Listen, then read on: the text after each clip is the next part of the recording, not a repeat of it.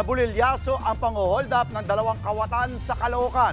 Hinabol sila at binangga ng isang TNVS driver na nakakita sa krimen. Nasa frontline ng balitang yan, si Faith Del Mundo Exclusive. Nakunan sa CCTV ang isang rider at isa pang lalaki na tila may inaabangan sa isang kanto sa MacArthur Highway sa Caloocan City. Maya-maya pa, pagdating ng isa pang lalaki, agad siyang pinalibutan ng dalawa. Tinutukan nila ng baril ang biktima at kinuha ang dala niyang bag. Pagkatapos ay agad umalis ang dalawa sakay ng motorsiklo. Siyempo namang napadaan ang isang TNVS driver na nakakita sa holdapan.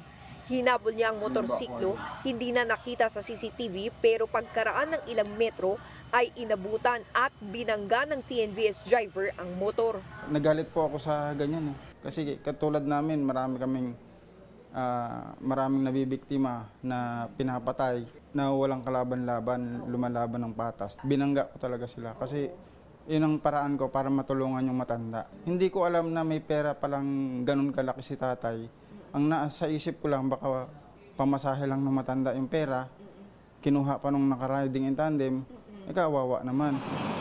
Sakto ring may mga pulis sa lugar. Agad na aresto ang rider pero nakatakas ang angkas niya. Nabawi ang 152,000 pesos na laman ng tinangay na bag. Pati na rin ang motor ng mga suspect at ang baril na isa lang palang replika. Base sa investigasyon, posibleng nasundan ng mga suspect ang biktima papunta sa bangko. Na-pattern na po talaga kasi tinanong po namin siya during investigation. Hindi lang po ito yung unang pagdideposit niya na inutusan siya ng amo niya.